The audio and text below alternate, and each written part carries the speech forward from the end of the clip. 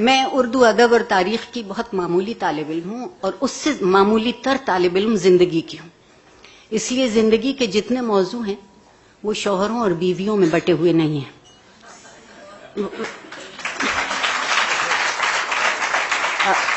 اور وہ میرے دل کے ساتھ لپٹے چلے آتے ہیں جب تک کہ میں خود خاک میں نہ لپٹ جاؤں.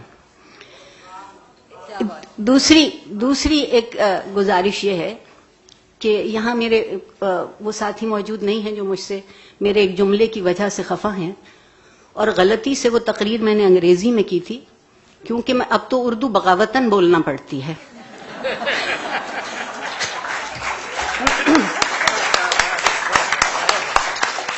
اور میں نے اپنی اس تقریر میں ان سے یہ کہا تھا کہ I don't wish to live in a masculine world and I don't wish to live in a feminine world. I earn and I yearn to live in a human world.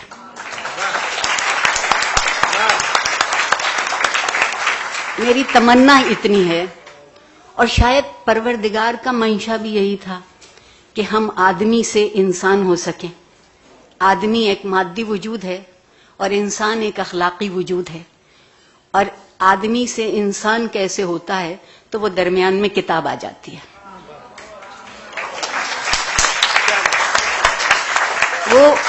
وہ چاہے وہ کتاب ہو جو آسمانی ہو، اور چاہے وہ کتاب ہو جو الہامی ہو، اور چاہے وہ کتاب ہو جو خوابوں کی تعبیر ڈھونڈتی ہو، زندگی کا حوالہ کتاب کے بغیر، لکھے ہوئے حرف کے بغیر نہیں ہے. میں کہا گیا کہ مطالعے کی عادت مر چکی ہے. انیتا آپا، جب ہم مرنا کہتے ہیں تو ہر کسی کے مرنے کا انتظار نہیں کرتے. جب اکثریت مر چکی ہوتی ہے تو مر جاتی ہے. اگر اقلیت زندہ رہ جاتی ہے تو اس کو کوئی زندگی نہیں کہتا. دوسری گزارش یہ ہے کہ ہم نے علم سے جان بوجھ کے اپنے آپ کو دور کیا ہے. ہم ہنر کے پیچھے ہیں. ہم علم روزگار کے لیے حاصل کرتے ہیں، علم زندگی کے لیے حاصل نہیں کرتے. میں نے دل کی سیاہی تو پتہ نہیں کم ہوئی یا نہ ہوئی یہ بات کہتے ہوئے، مگر بالوں کی ساری سیاہی گما دی کہتے ہوئے کہ زندگی کے لیے علم کی ضرورت ہے. اور یہ جو کتاب سے رشتہ ہے، حرف سے رشتہ ہے، قول سے رشتہ ہے، یہ دراصل ایک ورثہ دوسرے تک منتقل ہونے کا واحد ذریعہ ہے.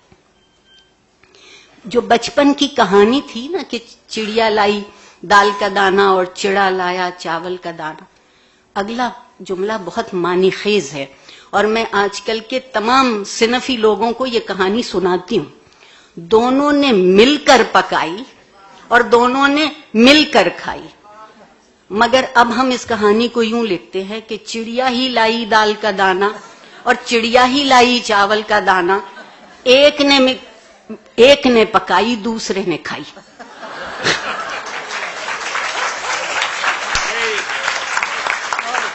اب سوال یہ ہے کہ اگر یہ جو دونوں نے مل کے پکائی اور دونوں نے مل کے کھائی اسے زندہ رکھنا ہے تو اس کہانی کو لکھنا پڑے گا. اور اگر یہ کہانی لکھی ہوئی ہے تو یہ کہانی پڑھی بھی ضرور جائے گی. میں چند مطالعے کی عادت ہمارے یہاں ختم ہوتی جاتی ہے. اس کی ایک بنیادی وجہ ہے وہ جو میرے محبوب جنرل ضیاء الحق تھے.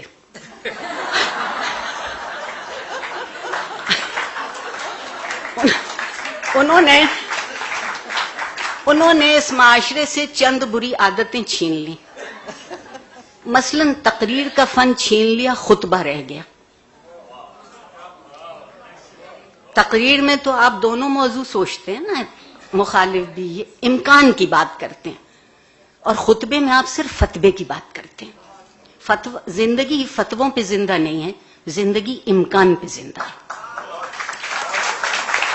دوسری انہوں نے جو ایک اور کمال کیا وہ یہ کیا کہ کتاب سے رشتہ ہٹا دیا. کیونکہ ان کے خیال میں گناہگار ایک ان کی مجلس میں شریک ہوئی اور بزور حکم سرکار بھیجی گئی، اور میں چونکہ اس وقت سگے شکم تھی، سرکار کا نوکر تھی، اس لیے گئی. اور انہوں نے کہا کہ میں استادوں اور شاعروں سے بہت تنگ ہوں. یہ بہت ظالم طبقہ ہے کیونکہ یہ سوچتا بھی ہے اور یہ کہتا بھی ہے. آپ معاشرے سے استاد کا قد و قامت یہ کر دیجئے تو کتاب تو درمیان سے خود بخود ہٹ گئی. کتاب ختم ہو گئی، بحث باقی رہ گئی. اب بحث باقی ہے، بحث پہ فتویٰ ہے، نہ کتاب ہے نہ اس کا مطالعہ ہے. اور یہ ان سے پہلے ایک اور بھی چیز اس معاشرے میں موجود تھی، وہ ہم میں ایک دوسرے کو سہارنے کی قوت اور ہمت تھی، ایک برداشت کی سکت تھی. اب ہم اس لیے بھی نہیں لکھتے کہ جانے کیا لکھیں اور جانے کیا سمجھا جائے اور جانے کیا کہا جائے اور جانے کیا ہو جائے. اور اب تو جو سلمان تاثیر کے ساتھ ہوا وہ ہونا بہت آسان ہے، اس لیے کہ اب ہم کچھ سوچتے نہیں ہیں. کتاب سوچنا سکھاتی ہے. ہم نے بہت آہستہ آہستہ اس معاشرے کو سوچنے سے الگ کیا تاکہ معاشرے کا مادی وجود باقی رہے، معاشرے میں سیاست کا بازار سرگرم رہے، مگر معاشرے کا اخلاقی وجود کم ہوتا چلا جائے. جس معاشرے کا اخلاقی وجود نہیں رہے گا وہاں میں بہت ممنون ہوں امینہ سید کی. آپ یقین مانیے پچھلے سال 2 دن یہاں آئی تھی تو زندگی کے دن بڑھ گئے تھے اور عمر کے دن گھٹ گئے تھے.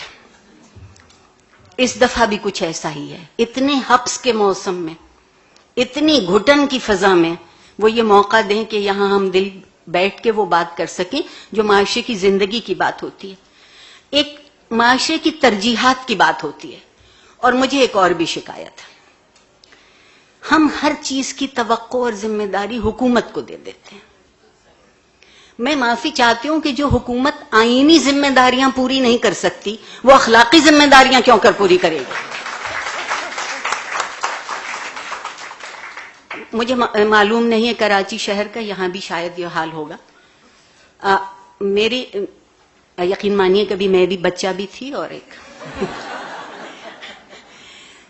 لائبریری ہوتی تھی اور ایک آنا لائبریری کہلاتی تھی.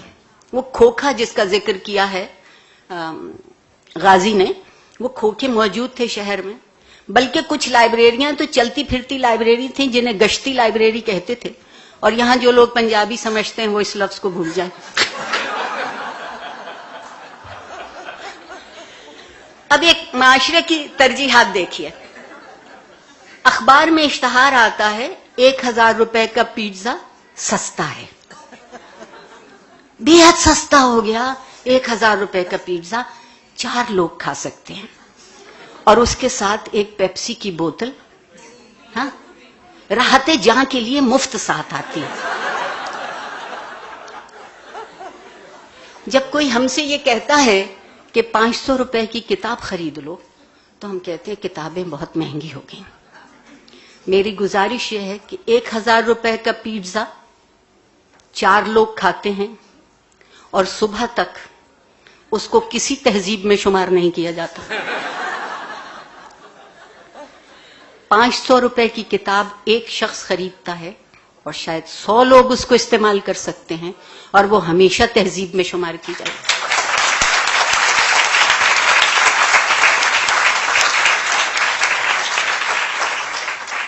ہم ایک بڑی مدت سے خود فریبی میں مبتلا ہیں.